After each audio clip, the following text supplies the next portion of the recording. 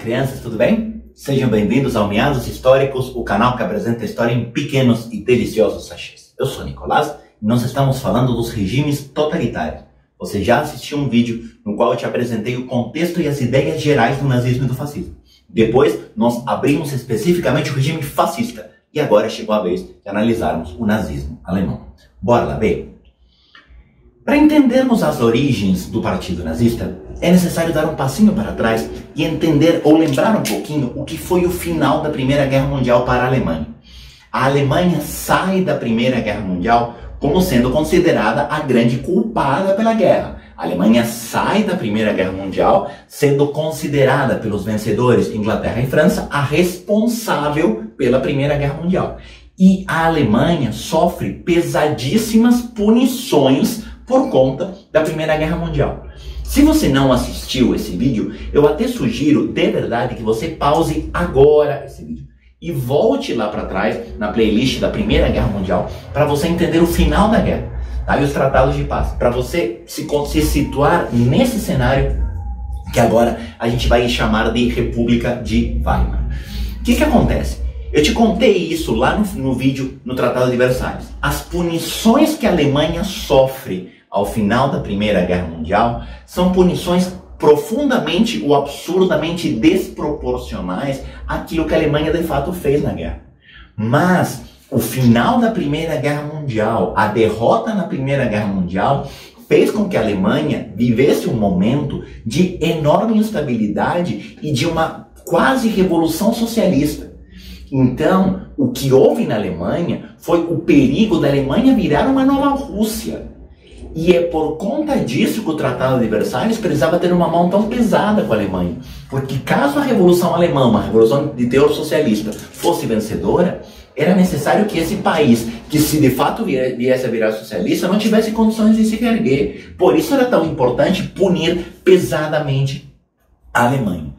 O fato é, a Alemanha socialista não foi para frente. A Revolução Alemã ela foi contida e no lugar estabeleceu-se uma república parlamentarista chamada República de Weimar. E aí você vai me perguntar, como funciona uma república parlamentarista?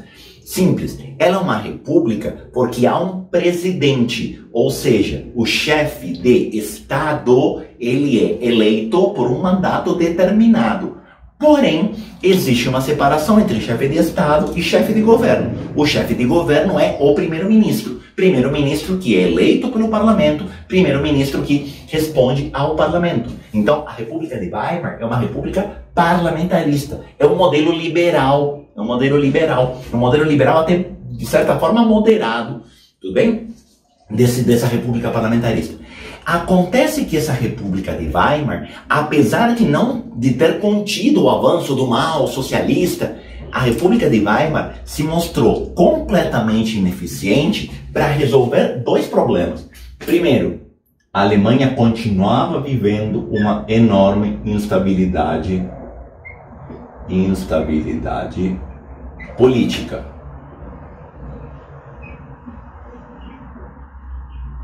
Por que instabilidade política? Porque diante da situação do pós-guerra, ainda haviam ideias socialistas ganhando força na Alemanha. Então, ainda considerava-se que existia uma ameaça socialista. Era necessário conter essa ameaça socialista. E no berço dessa ameaça socialista estava o grande problema da Alemanha pós-Primeira Guerra Mundial, que era uma violentíssima crise econômica. A Alemanha estava, pós-Primeira Guerra Mundial, destruída economicamente. Eu costumo dizer, na verdade essa frase não é minha, que a diferença entre o remédio e o veneno é a dose. Certo? O remédio, ele vira veneno a partir do momento que a dosagem é muito alta. As punições sofridas pela Alemanha no Tratado de Versalhes eram um remédio contra o socialismo. O problema é que as punições sofridas pela Alemanha para evitar o socialismo acabaram se transformando num veneno, porque a Alemanha basicamente morreu pós-Tratado de Versalhes. Tinha dois problemas seríssimos na Alemanha. A Alemanha vivia uma gravíssima crise de desemprego. E principalmente a Alemanha vivia o que a gente vai chamar de hiperinflação. E eu sei que você vai rir, professor, falar de inflação para brasileiro, você tá de brinquedo, to my face, a gente sabe melhor do que ninguém. Inflação média anual na Alemanha, 32.400% ao ano. Obviamente, se anual é o ano. 32.400% ao ano. Prof, usa um número para eu entender? Tá bom. 1º de janeiro, preço do pãozinho, 1. 31 de dezembro, preço do pãozinho, 324. É isso, certo? Eu acho que é um pouquinho grande essa hiperinflação. É hiperinflação. Aqui no Brasil a gente ficou horrorizado com inflações de 800% ao ano, que é uma inflação absurda, tá? 32.400% ao ano. Sim? É um cenário extremamente grave. E esse cenário tem o culpado. O culpado disso aqui é o Tratado de Versalhes. Tratado de Versalhes, que é o tratado criado pelos países vencedores da Primeira Guerra Mundial, os exemplos de países liberais, Inglaterra e França. E nesse cenário aqui, que vai ter o surgimento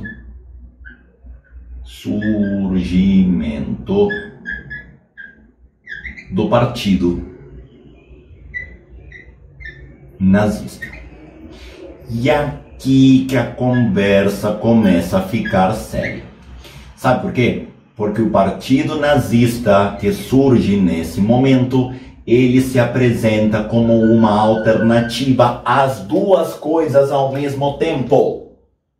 E se você lembrar do vídeo inicial dos regimes totalitários, no qual eu te apresentei as ideias, eu te disse, os regimes totalitários são antiliberais e anticomunistas. O partido nazista nasce como uma alternativa às duas coisas. Eu vou resolver o problema social sem caminhar para o modelo socialista, certo? E o partido nazista tem uma origem que também se aproxima ao surgimento do partido fascista. O partido nazista também nasce de uma milícia chamadas SS, os camisas pardas, certo? Então havia sim uma ligação, pelo menos na forma do surgimento do partido nazista, com o surgimento dos fachos de combate na Itália. Aliás, a origem econômica e o financiamento é muito semelhante. São grupos burgueses que vão financiar esse partido, que aparece como uma alternativa social à ameaça socialista. Nós vamos resolver a questão do povo sem acabar com a propriedade privada do meio de produção, sem acabar com a lógica social, ou melhor, garantindo a desigualdade. A desigualdade é inerente à sociedade na lógica do partido nazista. Então, nós vamos acabar com a crise mantendo a sociedade desigual, porque a sociedade é naturalmente desigual, certo? É assim que nasce esse partido nazista. E o partido nazista, ele vai chegar ao poder em 1933. 33 marca a ascensão nazista. E eu escrevi aqui surgimento e eu não deveria ter escrito isso. Eu deveria ter escrito ascensão. Em 33, esse partido já tem força para ter maioria no parlamento. Maioria no parlamento. E aqui eu preciso que você olhe para a primeira linha verdinha que eu escrevi aqui. Se eu estou te dizendo que o partido nazista tem maioria no parlamento e a Alemanha é uma república parlamentarista, o que eu estou dizendo para você implicitamente? Se esse partido tem maioria no parlamento, ele tem o poder de indicar o primeiro-ministro, porque o primeiro-ministro é eleito pelo parlamento. Parlamento que tem um partido que é maioria e é esse que consegue eleger o primeiro-ministro. Quem vai ser o primeiro-ministro o próprio Adolf Hitler.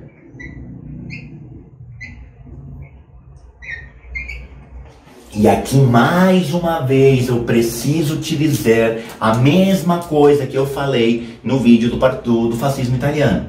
Esses regimes ilegais, eles vão chegar ao poder travestidos de legalidade, mascarados de legalidade. Nenhum regime ilegal se diz ilegal antes de chegar ao poder.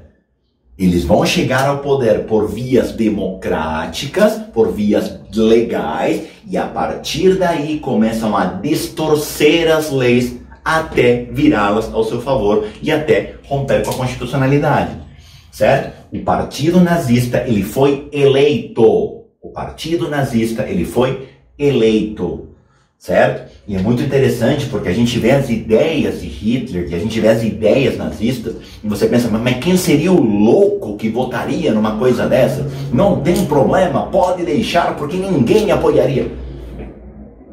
Apoiaram. Tanto apoiaram que o partido nazista tinha maioria parlamentar a ponto de eleger o primeiro-ministro.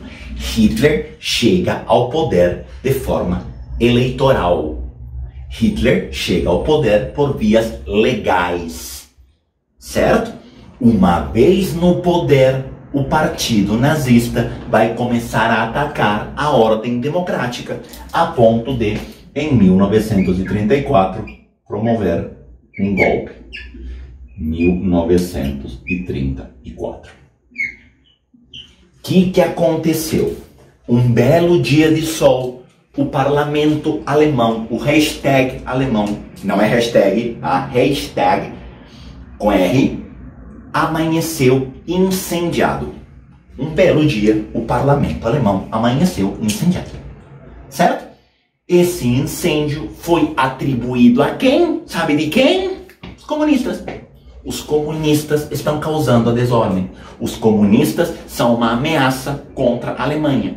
Os comunistas estão promovendo o caos. Portanto, em nome da ordem, em nome da segurança, nós temos que combater essa subversão. E aí você para e pensa, eu acho que eu lembrei de alguém que fez isso. 34, incêndio no parlamento alemão. 37, Getúlio Vargas, plano Cohen.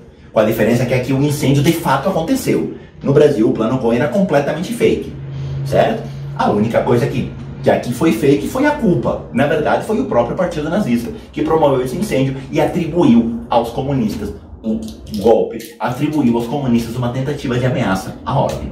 É nesse momento que começa o regime ilegal, com o fechamento do parlamento,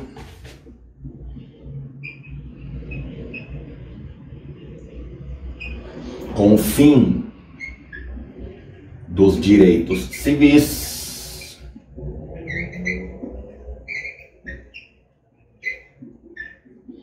e basicamente com a quebra das instituições, certo? Todas as instituições liberais democráticas, inclusive com o estabelecimento do unipartidarismo. Doravante, daí em diante, só poderá ter um partido na Alemanha, que é o partido nazista. Pronto, está configurada a ilegalidade, está configurado o totalitarismo, está configurada a ditadura nazista. E é a partir de 34 que a gente vai ver a consolidação do regime nazista a partir da promulgação do Terceiro Reich, do Terceiro Império. Tá? Terceiro Império, que é o nome que a gente dá ao período da ditadura Hitler, na qual agora não mais num formato parlamentarista, agora a Alemanha se configura como Império Alemão. E esse Império Alemão, ele é sustentado basicamente em 3 elementos fundamentais. Primeiro, o expansionismo. O que é esse expansionismo? Hitler, quando tentou chegar ao poder pela primeira vez, porque Hitler tinha tentado um golpe lá atrás, ainda na República de Weimar, e ele foi preso. O partido nazista tenta um golpe muito antes de 33. Hitler é preso. E uma vez preso, Hitler começa a colocar as suas ideias no papel num livro chamado Mein Kampf, Minha Luta. E nesse livro, que é basicamente a Bíblia do Partido Nazista, onde estão as bases ideológicas do Partido Nazista, aparece uma ideia que é a busca pelo espaço vital. Hitler vai dizer que o regime dele precisa necessariamente de conquistar outros territórios. Inclusive, vai ser o espaço vital que vai justificar as invasões alemãs na Polônia, na Tchecoslováquia, na Áustria.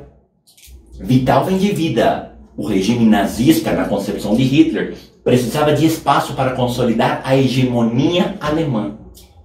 Certo? Esse expansionismo está ligado também a um fortíssimo desenvolvimento do belicismo. O que eu quero dizer com belicismo? Indústria bélica. Indústria bélica ou indústria de armas. Cuidado aqui. A indústria bélica era um dos elementos que a Alemanha era proibida de ter pós-Tratado de Versalhes. O Tratado de Versalhes proibiu a Alemanha de produzir armas. Hitler foi lá e fortaleceu a indústria bélica. Por que a indústria bélica? Porque a indústria bélica é uma indústria altamente lucrativa para o Estado e principalmente porque a indústria bélica ela demanda uma grande quantidade de mão de obra.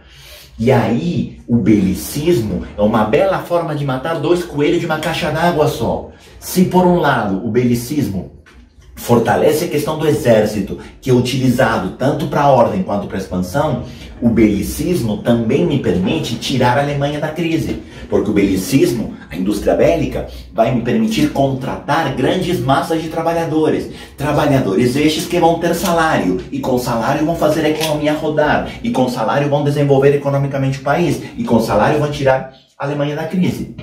E a Alemanha começa a caminhar para se reerguer. E a Alemanha chega em 1939, na Segunda Guerra Mundial, em uma situação completamente diferente da que o Hitler pegou o país em 1933. A Alemanha já não tinha essa hiperinflação, a Alemanha já não tinha esse desemprego maciço. Inclusive, eu preciso que você tome muito cuidado quando você analisa o regime nazista com a questão do anjinho e do diabinho. Tá? É claro que o regime nazista foi um conjunto enorme de atrocidades, mas é inegável que, desde o ponto de vista econômico, o regime nazista tirou a Alemanha do buraco. De uma forma completamente atravessada, de uma forma completamente obscura, mas tirou a Alemanha do buraco. Tá? E para isso, a indústria bélica ela era fundamental. Certo? Segundo elemento fundamental do Terceiro Reich, a ideia da propaganda nazista. A propaganda nazista é uma marca registrada do Terceiro Reich. E quando a gente fala de propaganda nazista, nós estamos falando do culto ao líder. Hitler se configura numa posição quase que de divindade na Alemanha, certo? Tanto que a gente vai falar do Hitler como sendo o Führer alemão, o guia, certo? Não é uma pessoa, não é imperador, é alguma coisa muito acima disso, tá? Isso é muito importante que você guarde. Aliás, eu esqueci de uma flechinha aqui, eu vou colocá-la já. Além dessa questão da propaganda e do expansionismo, uma das características marcantes do Terceiro Reich é o revanchismo. O regime nazista vai explorar maravilhosamente bem os efeitos do Tratado de Versalhes. O regime nazista vai explorar muito bem, mas muito bem, as punições sofridas pela Alemanha. E vai usar isso para criar uma inimizade comum, para criar um alvo, para criar um sentimento de identidade. Sim? Olha o que eles nos fizeram. Nós temos que nos vingar. A gente vai se recuperar para ir lá e destruir eles, porque eles te colocaram nessa situação. Então, o revanchismo em relação ao Tratado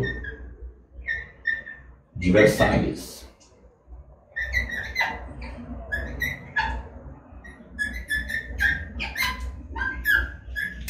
O Tratado de Versalhes como sendo o grande culpado pela maldição alemã, pelo fracasso e pela tragédia da Alemanha. Certo?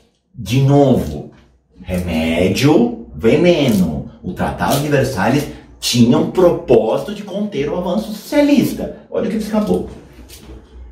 Certo? De fato, o Tratado de Versalhes, ele é responsável por isso aqui, tá? A gente nunca pode perder isso de vista, por pior que seja o regime nazista. O Tratado de Versalhes é sim responsável por isso aqui. Certo? A questão é, Hitler usa isso brilhantemente para chamar a população para o seu lado. E o último elemento, e talvez o mais famoso do regime nazista, que é o nacionalismo extremo. Que no caso da Alemanha, esse nacionalismo extremo, ele vai aparecer misturado com outros dois elementos. O elemento de racismo e elemento de antissemitismo. E esses são pontos muito clássicos quando a gente fala de nazismo. A ideia da superioridade da raça ariana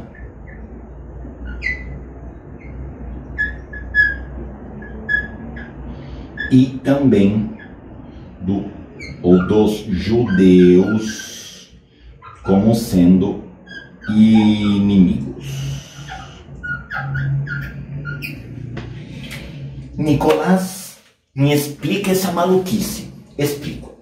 A ideia da superioridade da raça ariana se insere dentro daquela lógica da exaltação das origens da Alemanha. Certo? A ideia de valorização das origens étnicas e raciais da região, na região germânica. Sim, Hitler vai buscar essas origens no povo ariano, que é um povo lá dos tempos medievais, e vai dizer que esse povo é superior. Isso misturado com as teorias raciais científicas do século XIX, vão começar um movimento de perseguição aos negros na Alemanha. Aliás, isso é muito importante que você guarde. O regime nazista perseguiu os judeus alucinadamente, mas perseguiu muitas outras pessoas além dos judeus. E eu não estou aqui passando pano, muito pelo contrário. O que eu quero te dizer é que é muito mais grave do que simplesmente a perseguição aos judeus, que já foi um horror. Tá? Perseguiram-se negros, perseguiram-se ciganos, perseguiram-se todos os considerados impuros. E aqui eu preciso te contar uma curiosidade muito louca do regime nazista, inclusive do uso do esporte, com essa questão da superioridade da raça ariana. Olimpíada de Berlim 36. Olimpíada de Berlim 36 foi a Olimpíada na qual o regime nazista divulgou a sua grandiosidade para o mundo inteiro. Assim como a Itália fez isso na Copa de 34, a Alemanha fez isso em 36 e fez muito bem. Acontece que essa demonstração de grandeza e superioridade precisava ser acompanhada por vitórias nos esportes. E de fato, a participação alemã foi fantástica. E tem uma prova que é a prova central da Olimpíada. A Olimpíada não é Copa do Mundo. Então o futebol na Olimpíada é quase periférico. Certo? Inclusive por isso, durante muito tempo, eram jogadores amadores para não concorrer. Hoje em dia, uma seleção sub-23 para não concorrer. A prova mais esperada dos Jogos Olímpicos é a prova de 100 metros rasos. É a prova máxima do atletismo, certo? E a prova máxima da Olimpíada, uma prova rapidíssima. Hoje em dia são 9 segundos e pouco de prova. Você piscou, perdeu a prova, certo? Você viu ir no banheiro, então esquece, isso não vai mais nada. O fato é, Olimpíada de Berlim 36, prova de 100 metros rasos, quem estava no palco de honra para assistir a prova? Adolfo, o próprio, certo? Hitler estava lá para assistir a prova, na torcida pelos seus caucasianos arianos alemães tivessem uma vitória para que pudesse exaltar a superioridade da raça ariana. Acontece que a prova de 100 metros rasos de Berlim 36 não acabou do jeito que o Hitler gostaria. O primeiro e o segundo lugar estiveram nas mãos de norte-americanos que não eram bem arianos, muito pelo contrário, na verdade eram negros. E o terceiro lugar correspondeu a um alemão. A Jesse Owens vence a prova de 100 metros rasos na cara do Führer na Alemanha nazista. Certo? Isso foi um golpe de nocaute, certo? Nas esperanças de provar para o Hitler, de demonstrar a superioridade ariana nos esportes. Hitler ficou profundamente magoado com essa derrota. Tá? O Jesse Owens era muito melhor do que qualquer outro atleta da época. Não é uma questão apenas racial, é uma questão esportiva. O Jesse Owens era melhor. Sim? Só que aí surgiu uma polêmica. Qual era a polêmica?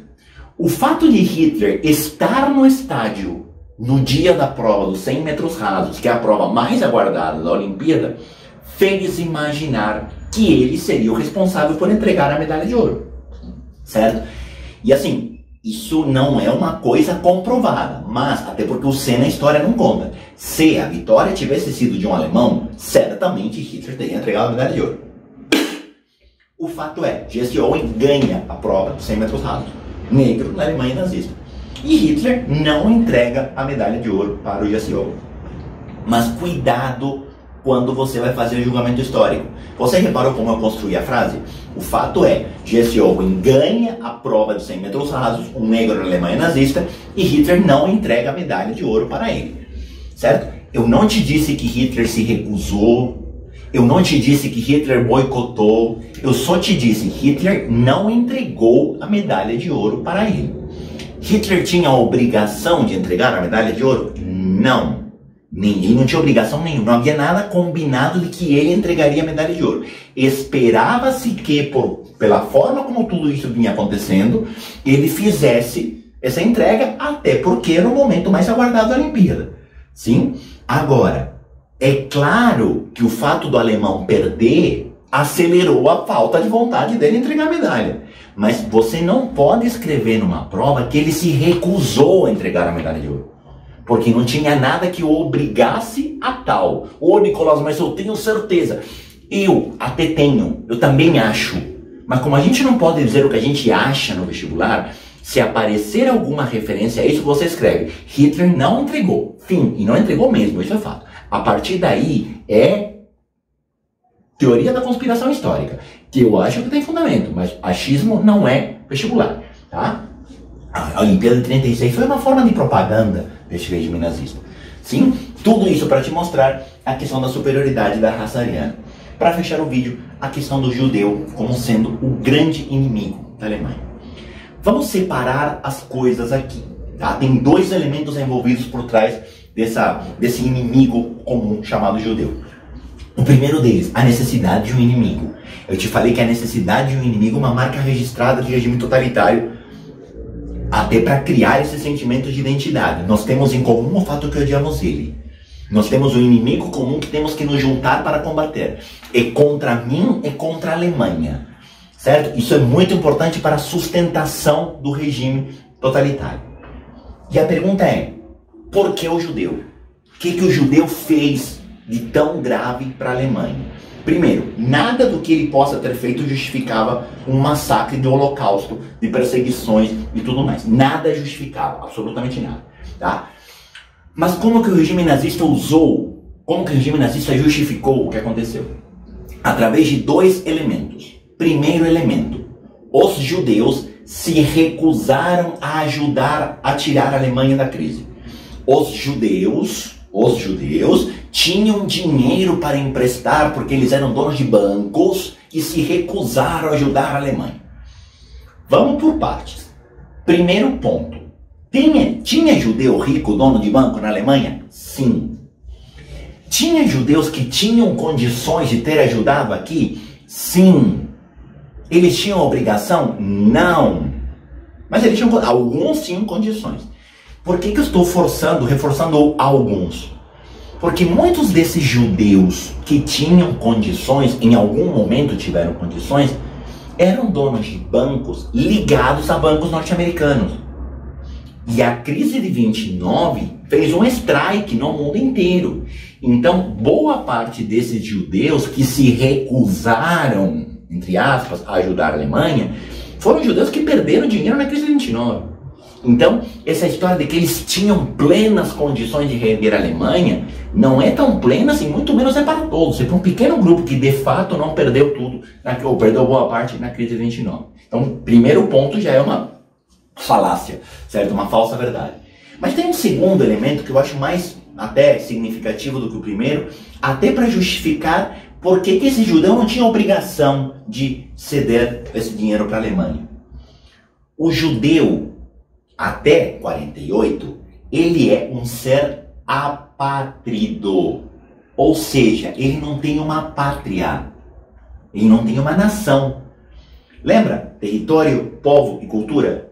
O judeu tem cultura? Tem. Tem a religião como elemento de identidade. O judeu é um povo? Sim, o judeu é um povo. O judeu tem território? Não. Porque o território do qual um dia eles fizeram parte, ele foi tomado e não tinha sido devolvido por enquanto. Inclusive, Hitler é um dos grandes defensores do movimento sionista. O professor quer dizer que ele protegia? Não, não, queria mandar embora mesmo. Queria achar um lugar para descarregar esses judeus fora da Alemanha. Porque o judeu não se reconhece como alemão. E ele não se reconhece porque ele não é alemão. Ele se refugiou na Alemanha durante os tempos das perseguições religiosas. Porque a Alemanha, muito por conta da questão do protestantismo, acabou cedendo, permitindo liberdade religiosa. Então, esse judeu ele não é alemão. E esse judeu, ele não nega que ele não é alemão. Ele diz para todo mundo, eu não sou alemão, eu sou judeu. Ó, qual é um dos elementos de sustentação do nazismo? O nacionalismo extremo. A exaltação do nacionalismo. E esse cara bate no peito e fala, eu não sou alemão. Agora junta tudo. Esse cara bate no peito e fala, eu não sou alemão. E ainda fala, não tem obrigação de ajudar porque eu não sou alemão. Numa Alemanha que precisa de um inimigo. Numa Alemanha que precisa de um inimigo. Numa Alemanha que precisa criar um sentimento de identidade. Muito facilmente esse cara vira culpado. E muito facilmente esse cara vira inimigo. E isso que vai justificar o Holocausto. Isso que vai justificar, na cabeça nazista, pelo amor de Deus, as perseguições, as atrocidades cometidas contra os judeus. Inclusive, quando eu te falo de fim dos direitos civis, você tem, além do fim dos direitos civis como um todo, você tem a perseguição e exclusão formal de judeus. Você tinha livros escolares nos quais era apresentado o antissemitismo, era apresentado o ódio aos judeus. Você tem um livro escolar famosíssimo da Alemanha nazista chamado O Cogumelo Venenoso. O Cogumelo Venenoso é uma historinha infantil e o cogumelo venenoso era um menino judeu que estava na escola. Geralmente representados de forma extremamente caricaturizadas. Eu acho que eu não assassinei o português. O fato é, esse antissemitismo era difundido nas escolas. Por exemplo, Hitler usa o rádio para discursar a nação. E nesses discursos, Hitler exalta os inimigos comuns. O Tratado de Versalhes, o judeu e o sentimento de vingança. E é isso que vai dar força à Alemanha nazista. O Terceiro Reich começa em 34, até 39 esse regime tinha conseguido uma força absurda dentro da Alemanha. A partir de 39, esse regime vai entrar em guerra com o mundo. Afinal de contas, Hitler avisou que ele se vingaria ou tentaria se vingar do Tratado de Versalhes.